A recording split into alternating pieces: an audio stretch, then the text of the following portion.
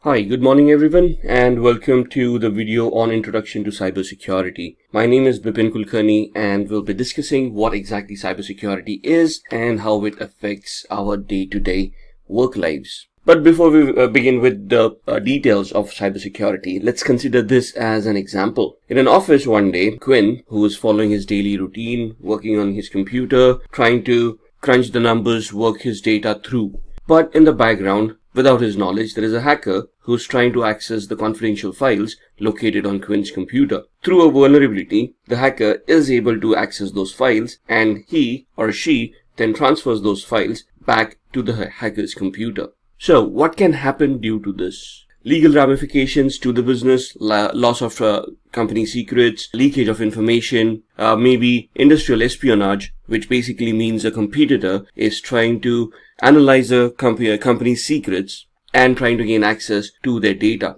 Or they could hold the company for ransom and ask them for money. Or sell it to criminals who can further dilute the information or misuse that information for the criminal activities. Anything is possible. So it's a very bad scenario if a hacker gets access to the company secrets. So what is it that we are going to discuss in this video? To start off with, we're going to talk about what is cybersecurity. Then we are going to talk about why cybersecurity is necessary in today's world. How does it work? Who is a cybersecurity expert? What are the skills required? And of course, what are the courses and certifications required from an individual to be called a cybersecurity expert? So let's begin with the first one. What is cybersecurity? Cybersecurity by itself is a process, a design and architecture created to protect networks and devices from attacks, damage, or unauthorized access. So the advantages of cybersecurity are that you want to protect your business. Like in the previous example, we just talked about an individual and his files being accessed. What if company server got compromised or their web applications got compromised and their databases leaked out? So we want to protect our businesses from hackers, which will result in increased productivity because people would then be in a very controlled environment, concentrating more on their work than worrying about cyber criminals. It would inspire customer confidence, where if I as an organization, I'm going to audit myself, I'm going to ensure that I'm complying to certain regulations, my clients would feel more confident about sharing their information with me as an organization. It would help me making my applications and websites more stable, protect them from external threats, and would also protect my customers or clients from cyber attacks because I would be holding some amount of data for my customers and clients as well. So I have to think about not only my organization, the data that my organization owns, but what I held or what I hold for my customers and clients as well. So essentially, what we want to achieve out of here is a design which we want to implement in a manner which will allow all these factors to function in a standardized manner. So why do we want this? And what would be the advantages of implementing cybersecurity?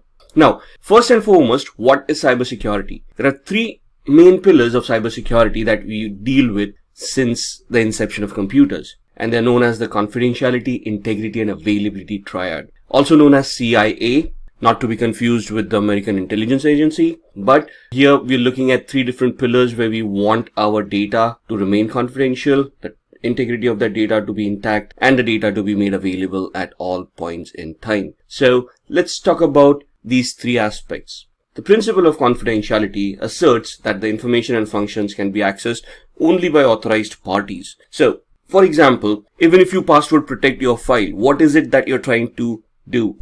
You're trying to prevent other users accessing your data and peeping into your files so that your data remains confidential. It is only shared with people who know the password.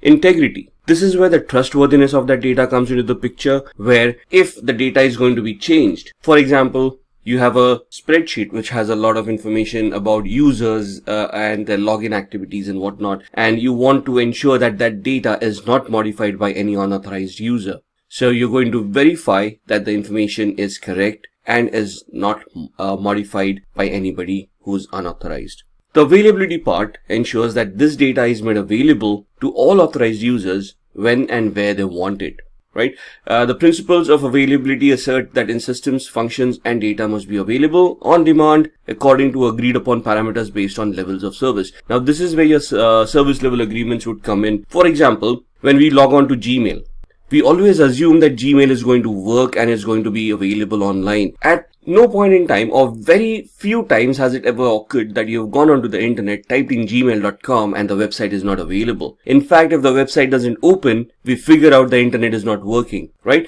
But Gmail as a service is always made available.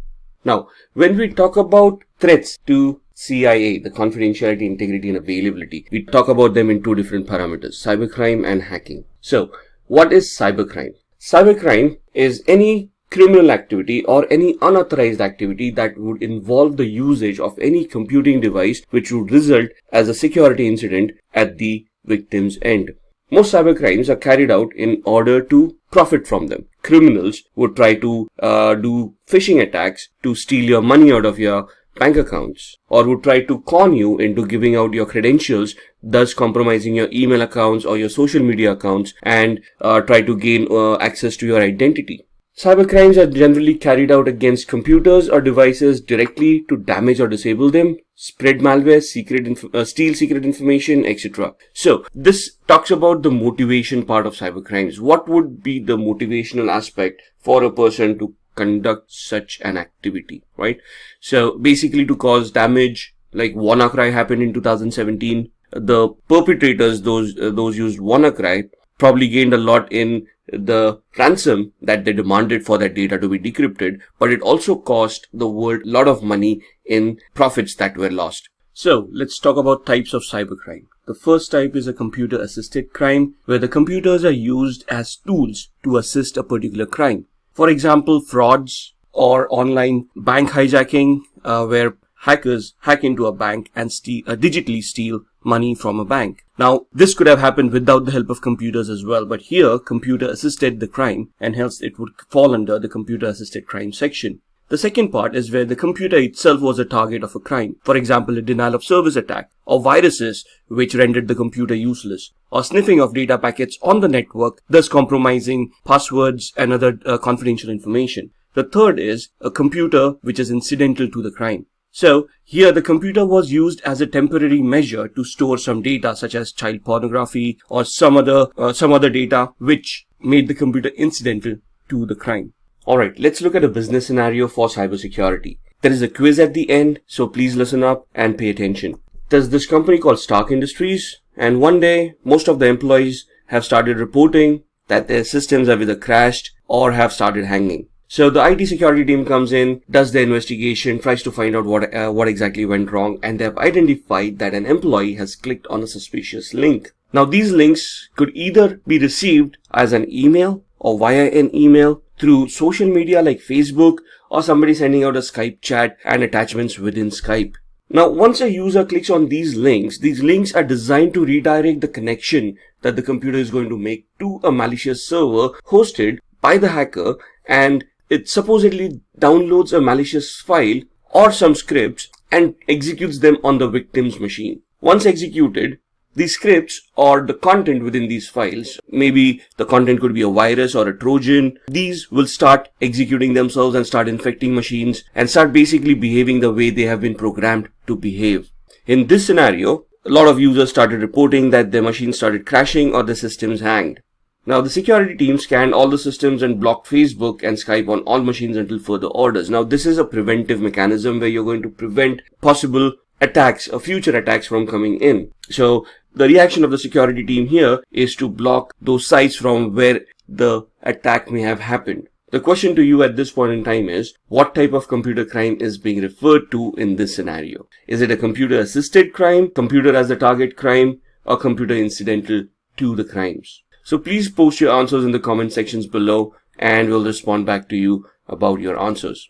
Now let's go a little bit further and see what would motivate people for committing such cyber crimes, right? The first and foremost motive is disrupting business continuity. Others would be looking at data theft or information theft and manipulating that data to gain from that data. So if I'm able to access your computer and steal some data that has some value to you and sell it, or make it public, you would be at a financial loss because that data no longer has any value. Creating fear and chaos by disrupting critical infrastructure. For example, a company's infrastructure crashes, the services are no longer being offered by that organization, and people start panicking, start fearing an attack by cyber criminals, and it leads to chaos. Financial loss to the target, which is very obvious. If I do a denial of service attack, or if I make a service unavailable from an organization, what is going to happen is, since that service is not functioning, the company is not going to make any money out of it, and thus going to suffer a financial loss. Achieving states' military objectives, one country spying on another country, trying to gather information about their military intelligence, military activities, or any other activities that can harm the original country. Demanding ransom, hackers can encrypt your data and then demand a ransom from you in lieu of decrypting the data again. Damaging reputation of a target, impersonating a user on the social media platforms, making false statements, thus damaging the reputation of that person, and propagating religious or political beliefs. Religious fanatics, promoting whatever cultures that they want to promote, trying to gain more followers, thus bringing more unrest to the world. Any of these could become motives for cybercrime. In fact, it could be just a script kiddie where people are trying to learn about hacking and they just start hacking for fun. They might not even have a motive for making a profit out of it. Maybe it just thrills them so that they are able to showcase their skills, and that's why they do a cybercrime. So, which brings us to the next topic where we talk about types of hackers. This will allow us to identify what kind of attacks are also possible on a particular organization as far as motives are concerned. So, the basic types, let's start off with the black hat hacker. Individuals with extraordinary computing skills resorting to malicious or destructive activities. These are your criminal hackers who try to profit from their crimes, and they will have a malicious intent in trying to hack a victim organization. The grey hats are individuals who work both offensively and defensively. What does that mean? They could work as black hat hackers with malicious intent and try to harm some organization, while on the other hand, they would also try to work as a security analyst and try to enhance the security posture of an organization for a remuneration. Third one, which is white hat, which is what we want to be or what we want to achieve ourselves as. An individual who professes the same skills as a black hat hacker, probably uses the same tools, has the same kind of knowledge, but the intent is different. They're going to use them for defensive purposes. There's no malicious intent. They act with authorization from the organization, and they will try to detect any flaws and try to plug out those flaws so that black hat hackers would not be able to misuse those flaws to gain access. Suicide hackers. Now, individuals who aim to bring down critical infrastructure for a cause and are not worried about facing jail terms or any other punishment. So, any people or any organization or a group of people, for example, anonymous or these kind of organized hackers, they have a political cause or a social cause that they want to promote, and they do this by hacking critical infrastructure of organizations, bringing it down, defacing their website. Now, why would these not be classified as black hat hackers? The main difference between black hat hackers and suicide hackers is that black hat hackers will try to hide their identity. They will always have a fake identity that they will utilize and try to hide behind it, whereas suicide hackers will claim responsibility for the attacks that they have done and will boast about it. They will not be worried about facing repercussions for the attacks that they have done. The script kiddie. A script kiddie is an unskilled hacker who compromises systems by running scripts, tools and softwares already developed and already made available by real hackers. So these guys have very minimal technical knowledge. They have no idea how that attack works. They're just going to use an automated tool, click on a few buttons and hope that the attack succeeds. A cyber terrorist. Individuals with wide range of skills motivated by religious or political beliefs to create fear by large-scale disruption of computer networks. We could talk about organizations like ISIS, who have a lot of digital propaganda that they use and target weak-minded people to join their causes, or people who spread ransomware, who terrorize organizations and hold them to ransom and demand money from them by encrypting their data. State-sponsored hackers. Individuals employed by the government to penetrate and gain top-secret information and to damage information systems to other governments. The best example would be the cyber wars that are going on these days. Most of the organizations, most of the countries nowadays would have a secret cyber cell consisting of highly skilled hackers who are entrusted with the task of spying on the enemies and trying to gather information by hacking into their infrastructure. Now, it is not going to be a legit job. It will always be masked by a legit organization, but this does happen. Hacktivism. Individuals who promote a political agenda by hacking, especially defacing or disabling websites. So the difference between suicide hackers and hacktivism is suicide hackers have a social cause that they want to promote. Hacktivists would have a political agenda and they're going to deface websites and they're going to promote their agenda by defacing such websites. Alright, so let's talk about some common attacks in cybersecurity. The most common attack ever seen in today's world is a denial of service attack. So this is where the hacker tries to consume the resources of the victim server in such a way that there are no resources available for legitimate users to connect to the server and conduct their business. Other attacks that you will face would be malware attacks, where there would be a malicious software that would deliver a Trojan virus or a worm to the victim, thus infecting the victim's machine and rendering it useless. A man-in-the-middle attack, where the hacker would put himself in between your machine and the router and start sniffing data packets that you're sending, thus trying to compromise information contained within those packets. So the phishing attack is where a hacker will send a seemingly legitimate looking message to you, an email, let's say, asking you to perform certain actions, where the hacker would be impersonating another organization and you fall prey to that and end up giving your confidential information. A drive-by attack, cross-site scripting attacks, where web applications get compromised and scripts are embedded within those applications or within commands that are sent out by the users. Password attacks, where hackers try to compromise the passwords of users by cracking them based either on brute force, dictionary-based attacks, or password guessing. Eavesdropping attacks, this could be physical in nature, where somebody overhears what you're saying or tries to capture data packets that contain your VoIP transmissions, where let's say you're assuming you're making a Skype or a link-based call. SQL injection attacks, where again attackers will target your database, try to send in malicious queries which will compromise your database and the data within. Birthday attacks, it is based on cryptography, where you're looking at permutations and combinations of how algorithm functions, and then you're looking at the permutations on how many times the processing needs to be done for that algorithm to be reversed. So these are some of the most common attacks in cybersecurity. Now, these more than attacks would be threats that you're going to face. There would be various different methods that these attacks can be launched. And that's where the cybersecurity expert comes in with their knowledge of identifying what exactly is a threat to the organization and how they are going to prevent that from happening. But more on that a little bit later. Let's look at the history of cybercrime. So as you can see, this graph shows us how cybercrime has progressed over the years. In 1990s, MNC database, Pentagon and IBM were hacked. Again in 1990s, national crackdown on criminals, Microsoft NT operating system pierced. So this is where hacking started becoming more mainstream, right? Before this, hacking was very much limited to organizations who used computers. But in the late 80s, internet happened, and then we had e-commerce coming in, which basically led to our online retail stores, online banking, and online data stores as well, which then led to criminals hijacking this data or hijacking your money and trying to steal it on the internet itself. In 2001, cybercriminals launched attacks against eBay, Yahoo, CNN, Amazon, and other organizations. 2007, this was where one of the biggest bank hacks had happened. Swedish bank Nordea, they recorded at least $1 million being stolen in 3 months from 250 accounts.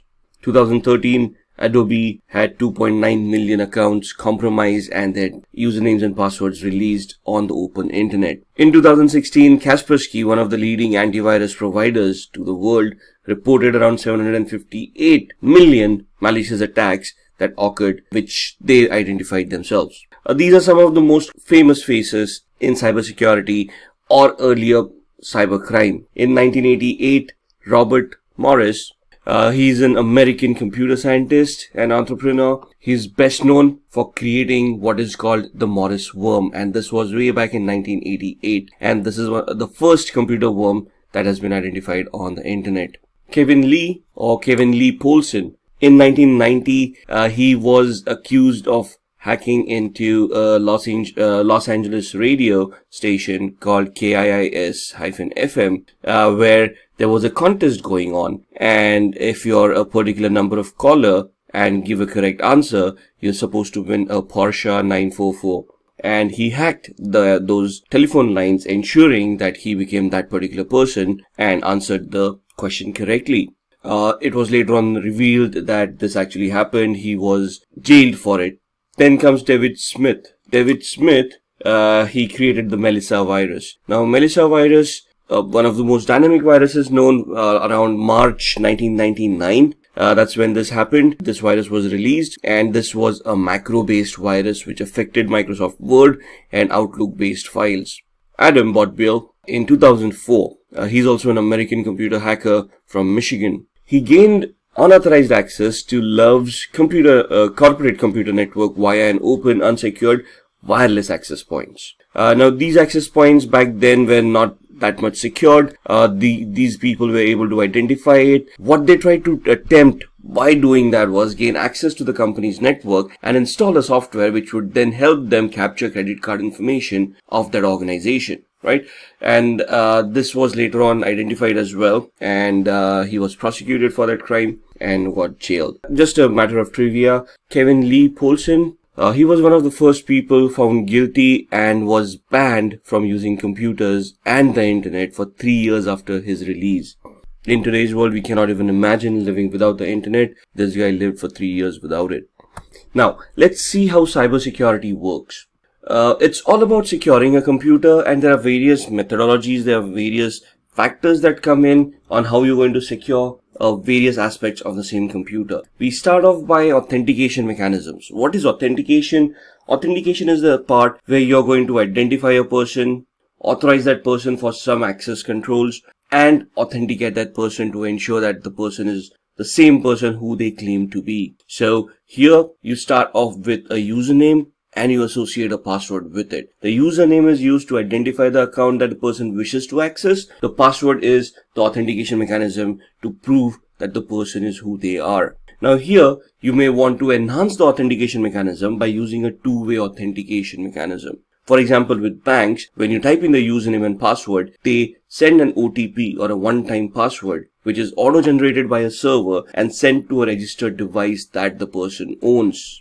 For example, a cell phone. So that's one added layer of security where you're not only relying on the password, which can be cracked, but you're relying on a third-party device as well, which the person needs to have physical access to, where they're going to receive the OTP and then they're going to input it. Every time they try to log in, a new OTP will be generated. Securing your passwords. Just having a password may not be sufficient. You have to ensure that the password meets some complexity standards to ensure that the security of those passwords or the complexity of that passwords is high enough where cracking programs will not be able to easily crack the password.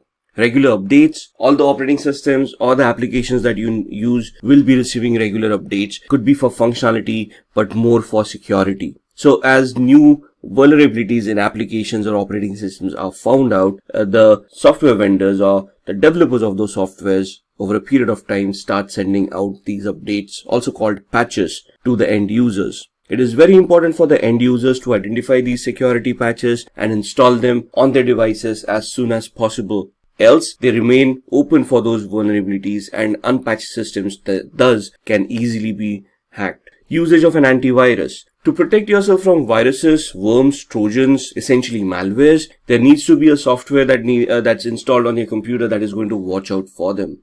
You cannot rely on the operating system itself to protect you, so there has to be an antivirus which will be scanning the connections that you are making, the websites that you will be visiting, the files that are getting executed in the background, and ensure that everything that is happening is legit. Installing a firewall on a system or a server. A firewall essentially is a software or a hardware that allows or disallows some functionality. For example, a port to be opened or closed, or a service to function on a computer or not function on a computer. Thus, what you're trying to do here by disabling unwanted services is you're limiting the threat landscape that you're creating for your computer. If a service doesn't exist on your computer, it cannot be hacked. So the essence here is first identify which ports you'll be using, which services you will be using, and then create a policy on the firewall to ensure that only required ports and services are running.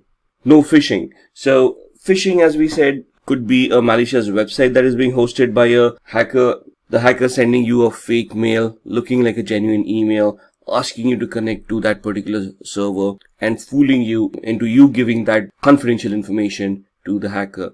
So you should either the antivirus or an addition to that would have an anti-phishing toolbar which would identify the websites that you're visiting and give you the risk rating of that website, giving you an idea whether this website was ever reported as a phishing website or not. Cryptography, encryption. The best way to keep everything secure is to encrypt it. However, what kind of encryptions are required, what should be encrypted, what should not be encrypted, how that encryption should function, and how this encryption enhances the business value is what we need to ascertain. So, the knowledge here that will be required is what protocols you want to encrypt. For that, you first need to identify which protocols you're going to consume, what data is going to be transmitted over that protocol, how valuable that data is to your organization, and then you're going to add encryption or cryptography on top of it to prevent any attacks from hackers.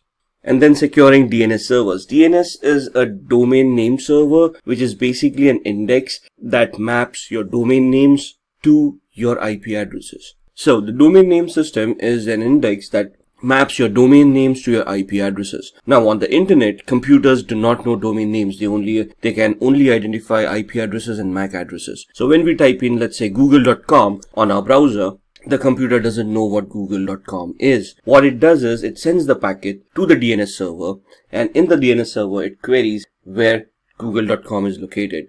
It is given the corresponding IP address, because of which the packet then goes to the relevant server. There are attacks where a DNS can be compromised and the pointer pointing to your particular website can be changed to point to a malicious server that a hacker is hosting. So to prevent that from happening, you need to secure your DNS servers.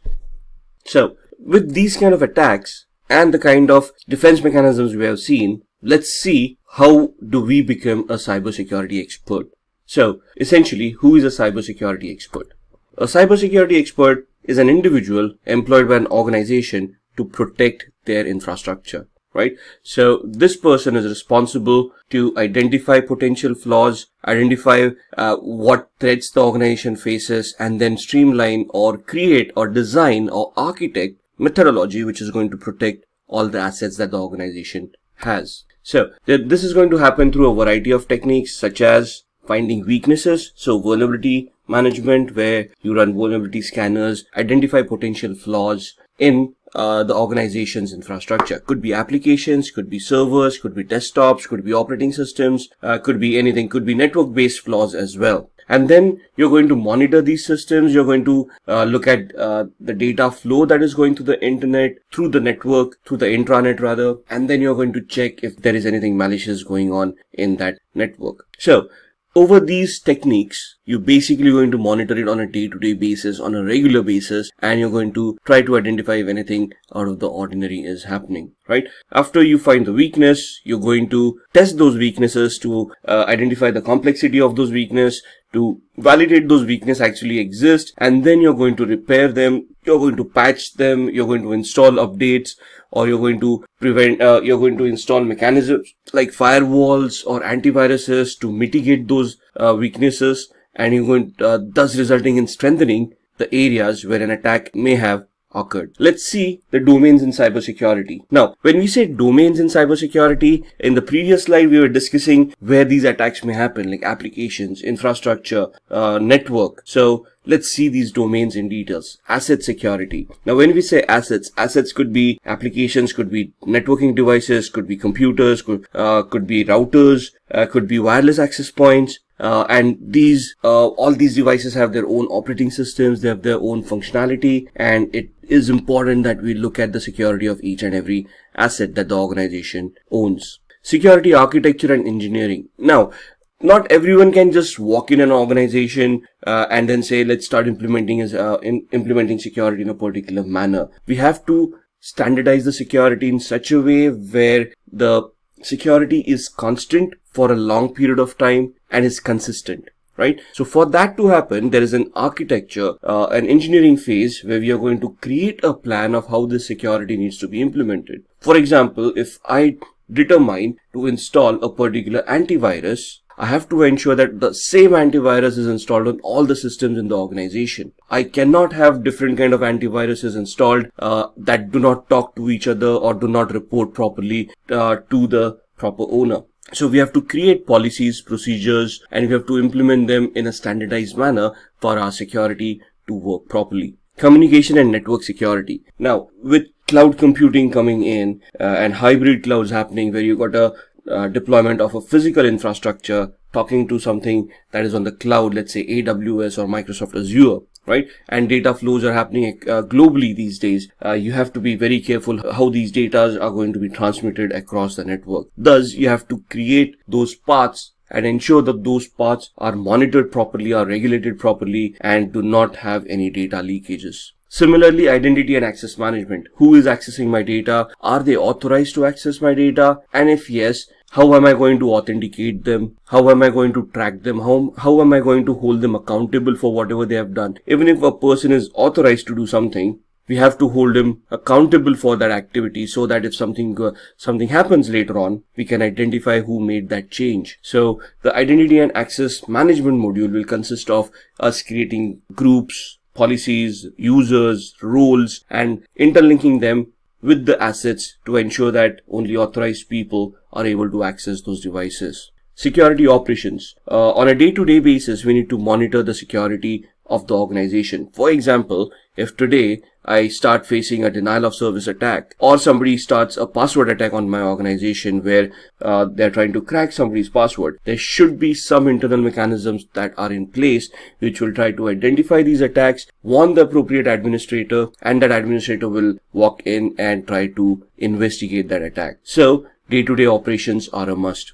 Security assessment and testing. Now that we all have these mechanisms in place, are they going to remain constant for the rest of our lives? No. IT is an ever-evolving scenario. So we need to assess and test our security controls on a regular basis to ensure that there are no gaps left. What I configure today may be irrelevant tomorrow. So I have to constantly keep on looking at the latest security trends, the latest vulnerabilities that are being identified, the patches that are being installed, and I have to compare my infrastructure to all of these to see that I am compliant with the latest security standards. Software development security. So if you're an organization who's developing software and who's going to sell that software to end users, security becomes a huge part, because the end user or the buyer, if it is an organization, is going to ask what kind of security testing was done in that application. So that brings us to a software development life cycle, which talks about how you're going to create that code, how you're going to test that code, ensure that the code is secure enough. So you need to follow secure coding practices, and you're going to test the software over and over again till you're satisfied with the outcome. And then security and risk management. Now, when we come to risks are basically events that may occur compromising the security of an organization. So it is very important that we identify these risks, we map these risks, we verify how that risk is going to impact the business, and then try to figure out security controls to mitigate that risk or bring it down to manageable aspects. So that's a lot of talk, that's a lot of domains, that's a lot of attacks that we have discussed. Now let's see what kind of courses and certifications are available for us to enhance our careers and address all of these domains, all of these attacks. So starting off from a technical perspective, where we are going to look at ethical hacking or security, where we are going to assess and do a vulnerability assessment and penetration test. There are certifications from CompTIA like Security Plus, or from EC Council, which is the Certified Ethical Hacking Training, which basically allows us to become vulnerability assessment and penetration testing experts. So we'll be technically testing each and every device and trying to hack those devices to see if that vulnerability is real and what can be attained out of that vulnerability. CISSP is a very high level certification that normally is considered as a management level certification. Right. So just to get certified yourself, you need at least 5 years of experience in the IT security field. This is where you get certified and you're basically a chief information security officer, where you're going to develop policies, procedures, and security control mechanisms and you're going to standardize the security policy of the entire organization. Then you've got the CISA, or also known as the CISA, Certified Information Systems Auditor. It is from an organization called SACA. It's more on the system side, where you're going to audit systems and you're going to verify that they are adhering to the policies that you have implemented. The CISM or SISM is the Certified Information Security Manager. This is again a project-based oriented approach where you're going to manage the security of an organization, and you're going to look at all the daily operations of the security operations center, and you're going to maintain and manage all of those functions overall. When we talked about risk assessment and risk strategy, for that we've got the CRISC, which is a Certified in Risk and Information Systems Control. Now, for these certifications, this is more on the business side of everything, where you understand the business processes, you understand the business requirements, and based on those business requirements, you compare the technical implementations of computing powers that you have implemented, and then you're going to compare how those technical aspects can be converted into a risk. For example, a vulnerability assessment identifies a possible SQL injection attack. Now, technically it becomes a big risk. However, which system is being affected? If that system gets compromised, what kind of losses is the organization looking at? How much are they going to be? What kind of losses the organization is looking at? Are they looking at lawsuits from their customers? Are they looking at penalties from regulatory authorities? So that risk, that implied risk that if this vulnerability is hacked, that is the aspect that you want to look at when you're looking at risk information and controls. Similarly, you have CCSP. This is a Certified Cloud Security Professional certification. So this is especially for people who want to deal with the cloud. Let it be a public cloud, a private cloud, or a hybrid cloud. This certification gives you an architectural overview over different aspects of cloud and how you want to implement security in a cloud-based scenario. So Simplilearn offers all of these certifications with trainings from certified professionals. So there's a master's program from Simplilearn which talks about becoming a cybersecurity expert, which includes all of these trainings. Once you have these kind of trainings and you get those certifications on your profile, that's where you're basically a cyber solutions or cybersecurity expert, and you'll be designing and developing security policies, structures, architectures for various organizations and helping them enhance the security of their infrastructure. So let's see what we have talked about during this entire video. First, what is cybersecurity and its advantages? We have talked about the confidentiality, integrity, and availability triad, and we have talked about the threats that pose for the CIA triad.